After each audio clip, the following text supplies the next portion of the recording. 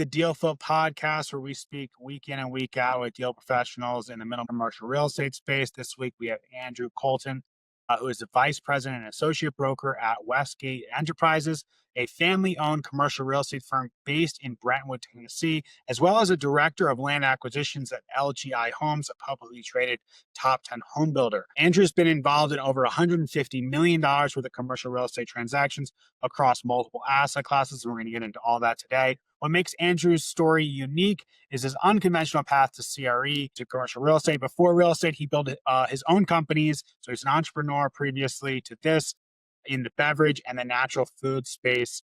And so, Andrew, welcome. Michael, it is fantastic to be here. I really do appreciate you reaching out to me in the first place. And I really like what you're doing for everybody, keeping this podcast going. So Yeah, it's a pleasure. So I know I gave you this little intro, but I love to hear it from the horse's mouth, so to speak. So just give me your 60-second version, or a couple minutes on your background and how'd you get to where you are today, and a little bit about. Yeah, I mean, so I've always been an entrepreneur at heart. It sort of runs in the family, and it's mainly been associated with real estate and beverages. Ironically, whatever. So just sort of following in that line, not on purpose, just happened. So both are requiring extreme entrepreneurism and self-motivation, at least in my perspective. And going from healthcare to beverage, that was a leap. From beverage to real estate to commercial real estate, not as much of a leap at all. Just happened to be, more fortunate in real estate than I was in the beverage industry, going up against Coke, Pepsi. But it was a good run for 7 years nonetheless, in Whole Foods, et cetera. So I got that full experience to start a company from zero to, in Whole Foods, selling water, truckloads of water. But I much prefer real estate. Been trying out every side of real estate ever since. Got it. Okay. So just before we skip too far past that, so you had started a company in the beverage space. You kind of took that to its conclusion, whatever that looked like. And then tell me a little bit about, I guess, the transition from operator, business owner, entrepreneur to real estate broker, and kind of what led to that move, or that decision to kind of go into real estate versus, starting another beverage company, or, or going in industry or what have you. It was a matter of least amount of friction, really. When the beverage company was over, and by the way, that exit it wasn't anything spectacular.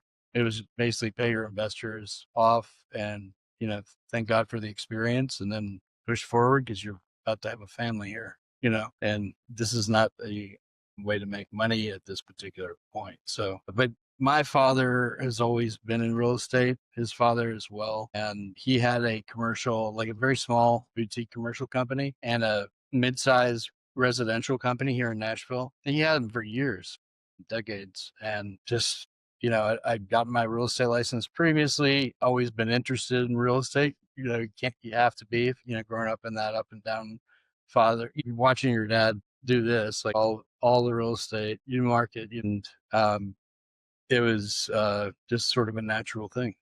Joined up and immediately got to work. I just jumped in, full, because I had business experience, but I was coming in like from a totally different, angle, like, presenting to Whole Foods and then, talking to potential clients or presenting, the company was much, in my opinion, much easier or less intimidating. The stakes were a lot lower, if you will, until they started to become. Sure. And so basically, and had you previously worked for your family's company before the beverage business, like Summers? That's what I see that sometimes, or is this your first time kind of working with the family business? No, it is not. You're spot on, Michael. Summers. So I'll never forget one hot summer here in Nashville, when my father decided he was going to get into the apartments business. And I just sat there for a month and a half, putting together a list of all the apartments in Nashville. Because like there wasn't anything at that. You had to do that. You couldn't like go start that stuff. It was old school. like, printing them out, compiling them, and basically building a database and wondering why am I doing this? Like, what's he going to do with this? He didn't end up doing anything with it, actually. But ironically, when I came, and I did get my license that summer, of course, dropped it over the years. I didn't keep up with it. When I came back, I found those files in my old Gmail and brought the database up, and it just happened to work for a guy, Adam Rothberg, who I was working with, who needed to know all the apartments in Nashville. And I was like, whoa, I'm right here. So Right. sort of like adapted it, and it's funny how things come around like that, but For sure. So now you're back into real estate, you're doing it full time. And how many years ago was that you kind of pivoted from the beverage company into real estate? How long you been doing this? wow. I used to say 6, I think it's been 7.5 years. Okay. All right. So Not that very long, good. but for most people's careers, but if you just stick to one career, for me, that's the longest I've ever stuck with a particular industry. 43 since I was out of grad school. That's like the longest. Okay. And so you're in this now 7-8 years, $150 million of transactions. And it sounds like you have kind of two main focuses. You've got the work, or perhaps it's one focus, but maybe just tell me a little bit about what you are focused on now. And if you want to tell me a little bit about maybe the origins, kind of how you got that first transaction done a little bit, going from zero to that first deal. And then, $150 million later, it can seem a little daunting maybe to listeners. So maybe talk a little bit about what that progression was from, your first day to your first transaction, and then to kind of what you're focused on now. And then we'll get more into the market. All right. So if you'll bear with me, I do have a great story about my first mega transaction. Sure. At Yeah. least in my, neck of the woods. And it's a great story. And it led to what will be a lifelong friendship. And it only worked because of one thing my dad said. He wasn't the coach, like that you would think. Like tell me, oh yeah, you do it like this, this, this. No, he's more like, good luck. You'll figure it out, right? Like, yeah, sure. But he did say a few things like, if you don't show up, you'll never know. Like something as simple as that. And I remember a gentleman who's now a great friend of mine, like very close friend, Ian Stewart with Goldberg Companies Incorporated, which GCI out of Cleveland, a major multifamily, a privately owned, huge $1 billion, amazing generational legendary company. So he reached out and I just started commercial real estate. I had no idea what I was doing. And he's like, hey man, I saw you on I guess it was CoStar, no, LoopNet. He saw my profile on LoopNet. I was like, oh, I've got a profile on LoopNet. I forgot about that. And we just started chatting. He goes, do you have anything in Franklin? And they've been trying to get into Franklin, Tennessee the market of Nashville, to the south, which is like the market, forever. He goes, do you have anything for apartments there? And I go, I don't know. Hold on. And I like muted. I was like, does anybody know any properties in Nashville, in Franklin area, blah, blah. Sure enough, like Bonnie Gallo, who worked with us at the time, was one of our, senior agents. She was like, yeah, my friend or my client, blah, blah, blah, just dropped it. You should check it out, so then I, call up and sure enough, it's available still. It was $12 million was the asking price for the land, which it wasn't even zoned yet. It was just land, but it was like right on one of the main thoroughfares. And I, called up Ian about 9 p.m., getting up all the courage I could, to tell him what needed to happen in order to get the deal, thinking like I actually know what it will take to get the deal, which I did. I think it's got to be a full offer. I think we got to get 12 million to get this thing. And he's like, are you sure? I was like, I'm sure. But so they did, but they didn't send me a signed purchase agreement, right? They sent it to me, but not signed. So I find out that this is going to court now because the Carruthers family, which is a whole interesting aspect of it, it was one of the major African-American farming families in Williamson County, Tennessee, right outside Nashville, that Carruthers Parkway is named after. And this was their like legacy, their farm home with all these barns on it, etc., which was tricky, but also amazing to be a part of that.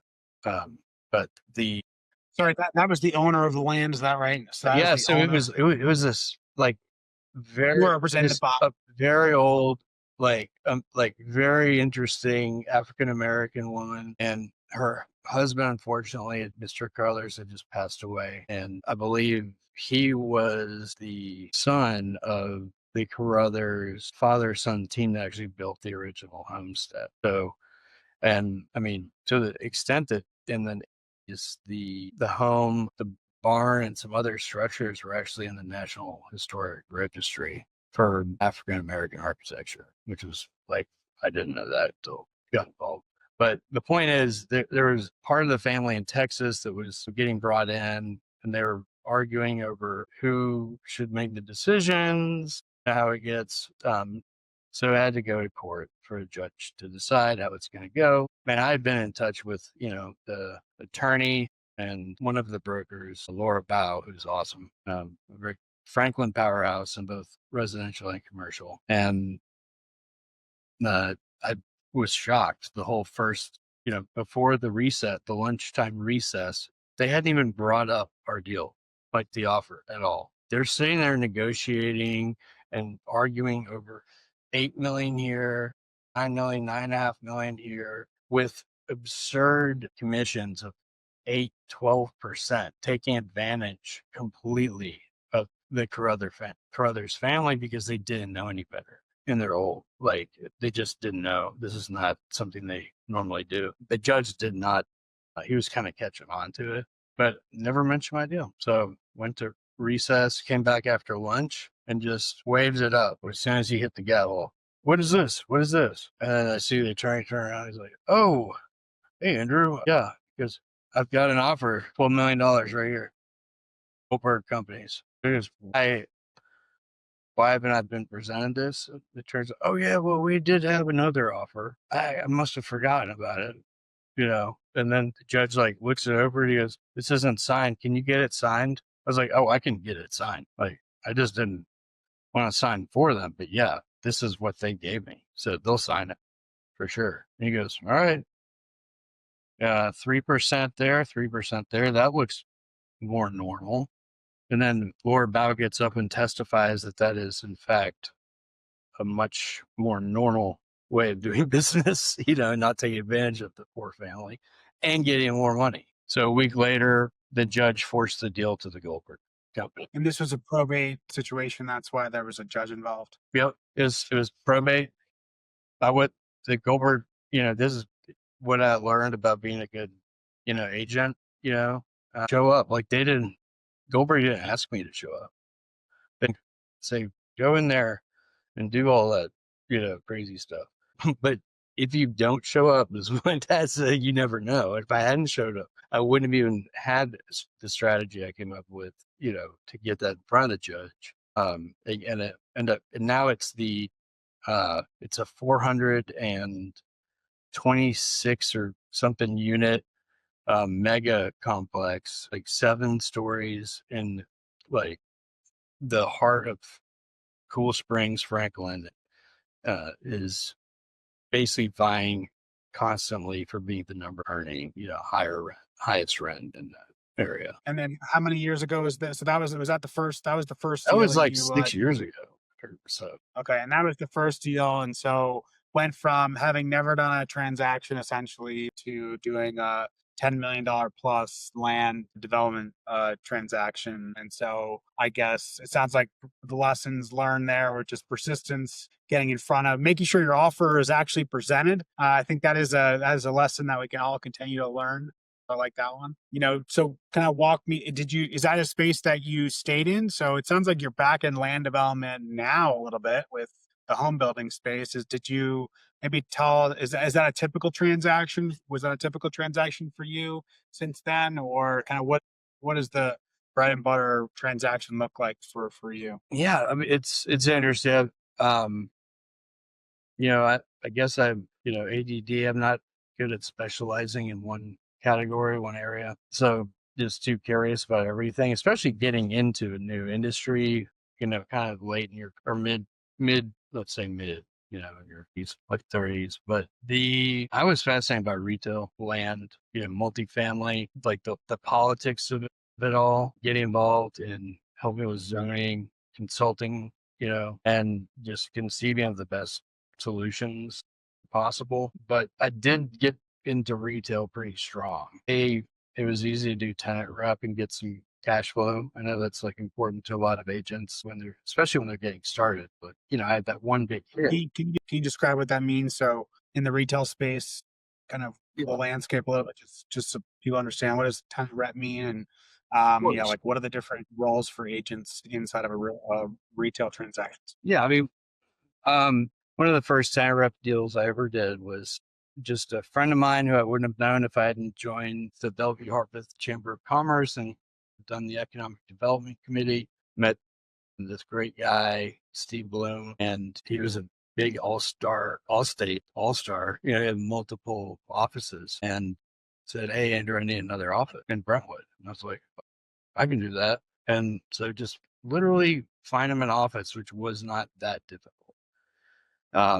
And I found out, it was only, I think I got $6,000 or something, or 5 for that, which was enough to sustain me for, my family for a month and a half or so. So it was pretty cool at the time. And it's just a buyer's rep, but just an it agent. was, it was easy. It was just because you know people, blah, blah. But it gets much more complicated when you're representing an entity or a company or a larger entrepreneurial endeavor, like a brewery, so that was a much more complicated space when I was relocating a brewery from downtown, to a neighborhood, essentially having to, get in with the councilwoman there, who was a pleasure to work with. She was amazing, but it was tricky because there are houses right across the street of this brewery. Now we're in a neighborhood environment. And it was a church. There's a couple of, but then it gets interesting. So it can get to that level, or it can be, and then you're representing the landlord for new retail developments and hearing all the other agents coming to you with their tenant and having to discern like who's legit, who's not legit, and help, the landlord actually interpret and see through the BS, like make sure everyone's, legit, checking financials, backgrounds, etc. And so it can get very complicated. And that's where you've done most of your transactions, is either in the retail space, representing either tenants or landlords, essentially. Yeah. Is that okay?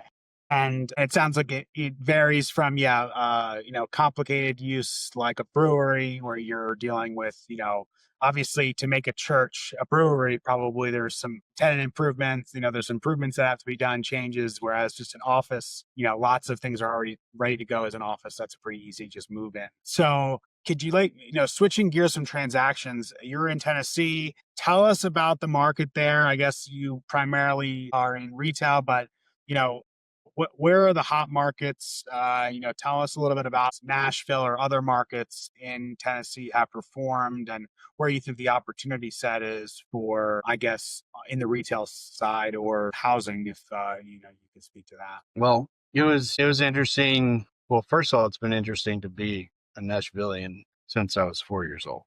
So that's a good 39 years of witnessing the rise of Nashville. Maybe unexpected to some. We always figured it would happen eventually, ever since we skipped out on the Atlanta airport opportunity, which was all presented to us, and we were like, nope. So you see what happened there. It just being from Nashville, and also going through COVID here. So I didn't do the 2008 debacle. I didn't experience that when I was in real estate. Only like through my father's woes, which was sort of a distance anyways. So I didn't really understand. But even going through COVID, lots of questions. Nashville coming back, we're heavily dependent on tourism and blah, blah. Like the city shuts down and you're all honky tonk, what's going on? And I was living downtown at the time and ended up, relocating, bought a farm just to get out for a couple of years during the COVID thing. Great move, but watching it from a farm safely the whole thing playing out. We saw retail basically get crushed and then immediately bounce back. The bounce back here was fast. It flushed out a lot of concepts that may have been great, but they weren't sustainable or they weren't heavily backed. They couldn't weather the storm, if you will, and you ended up with a lot of new space to be filled, and it filled up quickly. What do you attribute the quick bounce back to? Nashville's always, like, economically, during tough times, and this is a fact. Nashville's been one of the most resilient markets in the country. It's when there's a recession, it hits Nashville later, like a lot later, and then Nashville comes back out of it faster.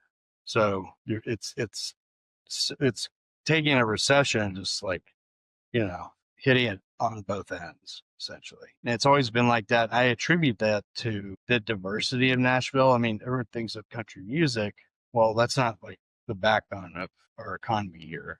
It starts with healthcare. We're the for-profit healthcare mecca of the United States of America. HCA, community health systems, so many tech startups in healthcare, which then leads to the next backbone, besides being the capital of Tennessee, and all the government jobs. But we've got a lot of tech. I mean, Oracle has relocated here. Amazon, huge hub. We got built 2 skyscrapers downtown. The company from New York that is so New York, like Alliance Bernstein, relocates to Nashville because they realized it was strategically advantageous over time. And they sent out a notice apparently to all their employees and said, you can come, we'll relocate you or whatever. Some of them decided, like, that's crazy, I'm not going down to that little town. And some of them did, and they're loving it. They're like, wow, it's so much, more affordable here. I mean, I don't think it's affordable, but compared to New York, compared to California, it certainly is, especially when there's no state income tax. So, which people love here. So you're not getting dinged. You're getting dinged on sales tax. Every transaction. Buy a car, sales tax. How are property taxes? Excuse me?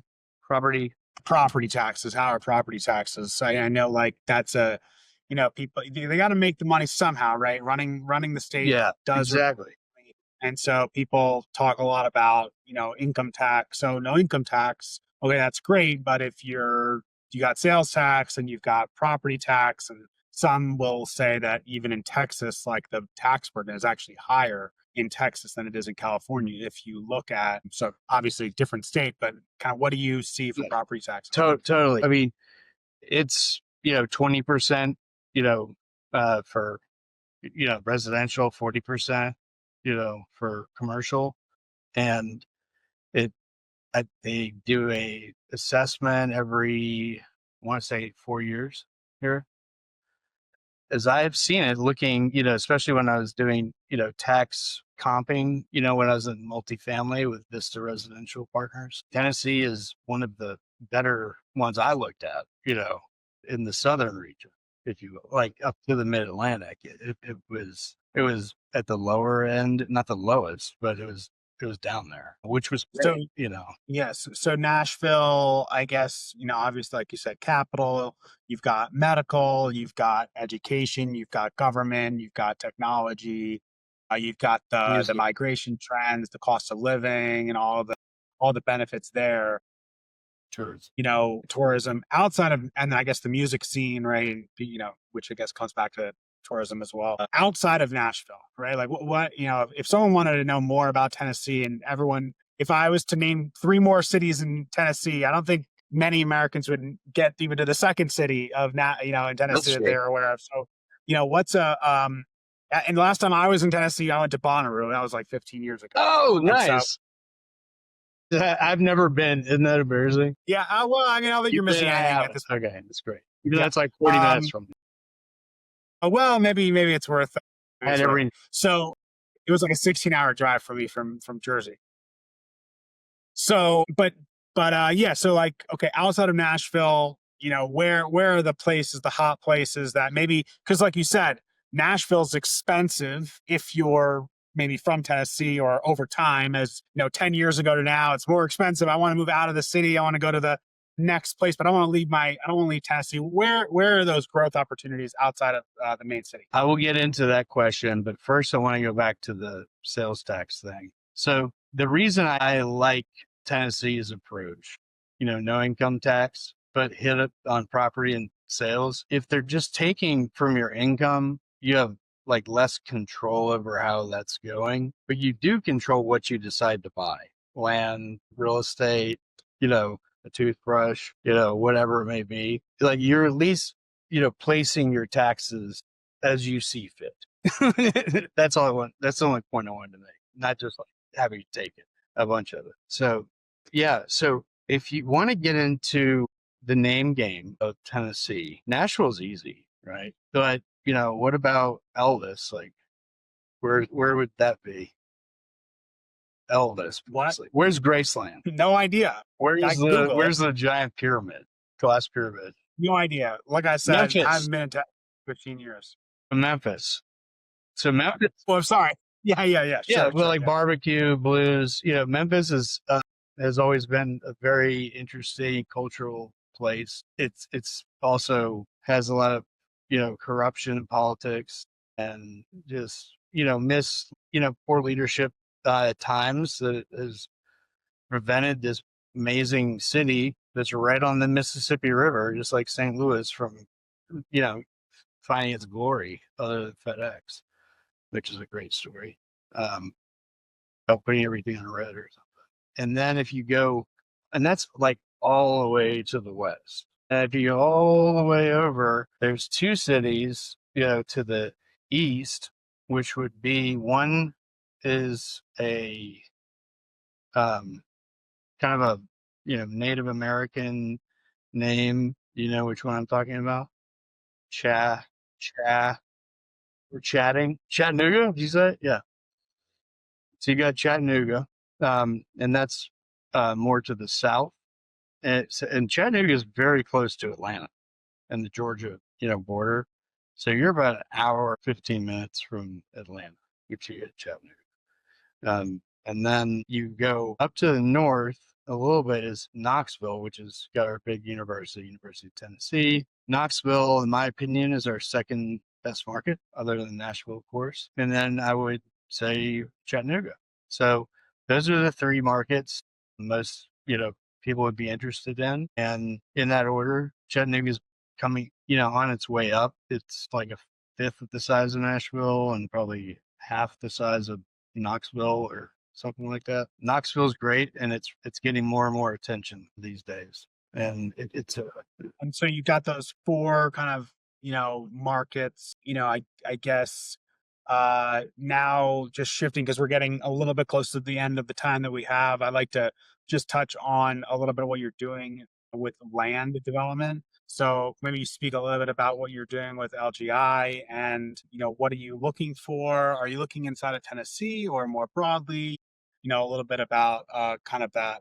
Yeah, right now with LGI, I love this job because it's very challenging. The land market in Nashville right now is very hard. All of the good land is gone. The easy land. Nashville generally, and a lot of Tennessee, is plagued with rock and topography and colluvial soils and water, of course. Tennessee Valley Authority, we've got rivers, streams, lakes. So these things have come together to create a huge challenge for land acquisitions to find a great place to put roofs over people's heads. And that challenge is fun to work on, and find the next piece of land that actually can work financially. And that's what I do, on a daily basis, is find that land, when I'm not helping on some other thing. But I put this first because I've decided that there's nothing, more important than putting an affordable home over someone's, affordable roof over someone's head. It's part of the American dream, to have a mortgage and a home. Part of the American dream, have a mortgage. And then eventually not have a mortgage. You have to get it in order to get rid of it. verse. That's at least the story That's that the coming from banks are. a renter. I've had 2 mortgages and now I've had 2 rents. So ever since. Well, there's still a mortgage on the property, probably. You're just not the one paying it, right? So to tell what does make, so you talked a little bit about some of the issues around, it's difficult to find land. I think people will have been saying that for some time now in a variety of markets. Oh, it's all the good land is gone. It's hard to make deals happen. I don't know that I've been in any year in this business that I've heard anything other. So what are you looking for? Like, what is the ideal piece of land size? Is there a particular type of use? Just what's the Goldilocks, parcel that you're looking for? I mean, back in the day, we could have talked about 500 lots, already zoned that we could develop, relatively flat, good soil, not too much rock. The site balances, meaning you don't have to export all this soil or import all this soil. It actually can balance itself just by moving things around within itself. And then, of course, access to sewer is important, and water and all the utilities, and having to build your own, step system, sewer system, on site, because that takes up, a good portion of the site that could have been people's homes if there was a sewer. So that's ideal. But now those days are gone. Like, we won't even look at a 500 lot deal. Are you primarily looking for already entitled land that's already has horizontal completed? So they're like ready to go lots? Yeah, Or shovel ready is always a requirement for us to close on anything. But yes, finished lot deals are fantastic because it just expedites the construction team, and it takes a lot of risk out of the whole situation of the whole horizontal development, infrastructure development. That's on the developer, not on us. The majority of the deals we do will be us self-developing them. It just depends. But now we're looking at smaller deals, and we're getting creative. Townhomes. We have a great, for rent division, LGI Living, that we never start with a rental, approach, but they will come in, buy up certain lots, and once they're constructed, and they have investors in that business, and it's a good sister company. So it's fascinating. so far as sourcing, are you primarily working direct with owners? Are you working with kind of land, people who are finding land and then doing the speculative horizontal, or kind of what's your attachment? Where are you finding inventory? Yeah, exactly. I mean, so when I was a broker, I was, maybe working for an LGI, if you will, or like a Goldberg. I'm always out there trying to find, I used to look on LoopNet, blah, blah, until I realized it's already on the market and you're pretty much screwed there. You're never going to find that like amazing deal. So then you start searching for parcels that are not developed and making, cold calls, calling the sellers, the owners directly to see if they're a seller. But all those days are over, because through that whole process, you also make lots of, connections and relationships. And when you flip from the brokerage side over to the buyer side, you just leverage those connections, and stuff starts, and you make sure everyone knows that you're buying now and what you want. And then it starts coming to you more, so that you having to go to bid, and that you still need to get out there and get entrepreneurial though. You have to look for that like diamond in the rough, every once in a while. But if you spend all your time doing that, you can't analyze all these deals and just keep inundating your, mailbox. So your inbox. So What does that look like so far as, I guess 2025 is nearly up. Was there a number of lots that you were looking to acquire, or LGI was looking to acquire this year? What have you been able to acquire so far this year? Do you got to have a goal for next year? What a little bit about what that looks like. yeah. So the goal for Tennessee right now, I mean, this is just focusing on the Nashville market. So until we've got Nashville on lockdown, we're not expanding to Knoxville. We're not as big as Lennar, or Pulte, DR Horton. We're in the top 10, but we have to be reasonable. We need to get Nashville fully locked in before we spread out. So the goal for Nashville is to always have 8 communities, period. It doesn't matter what size exactly. It's just to have 8 active actively selling communities at all times. Right now we have 4. Well, we had 5. We're about to drop 1, and then we'll drop another one. So then we'll be, because they're selling out. So then we'll be down to 3, and I'm going to start backfilling those. And the timing on that is very tricky because we employ an entire sales team here, and you want to keep them very happy, and you don't want to have to retrain people, and you want to keep them very active and transitioning to the next community, to the next. And that is a very hard pipeline to match, to keep everybody, and also with the construction team, of course. But the goal this year would be I'd say 2 active communities within the next 6 months, presenting 300 to 400 units, lots. And when you say active, obviously you have to buy them and then start. Yeah, like that we're actively, that have been approved by the acquisitions committee or moving forward in some way, shape, or form. So it could be a finished lot deal, could be, paper lot deal, meaning we have to do the development paper lot. We're buying approved lots that have to be approved, and shovel ready before we close. Between those 2, we would like at least half, or ideally to be finished lot deals, meaning someone else has just given us the pad and we just go to work constructing. Yeah, well, I think a lot of people who are in the land speculation business, they love the builders because they want the finished lots, and they can, you guys do your thing, which is build and sell, and let the land speculators, do the agreements of the landowners and work through developing those lots. So listen, we're at the end of our time, unfortunately, although I could ask 1,000 more questions about land development and Tennessee and the growth. But since we only have a certain amount of time, we have to cut it short. Before we do, Andrew, is there any else where someone could reach you? If maybe they have 500 lots in Tennessee ready that are shovel ready to sell to you, or they just want to reach out and see if they they're just looking for an office space or a tenant rep opportunity. What's the best way to reach you? I would say Andrew.Coulton, Coulton. So I snuck a U in there, Coulton at gmail.com would be a great starting point. And I encourage anyone to reach out about anything. I'm very interested in artificial intelligence as well, and would love to marinate on that for a while with someone and see what might be coming in the future. And just very passionate about the market and connecting with people. Awesome. Well, Andrew, we'll definitely make sure to get that email address in the show notes, as well as your other social handles. And I'll expect people will be reaching out to you to see where there might be opportunities for synergy. And unfortunately, we're able to talk about AI, but I'm also sort of an AI geek. But we'll maybe get you back to the podcast to talk about AI, next year. Who knows where we'll be by that point.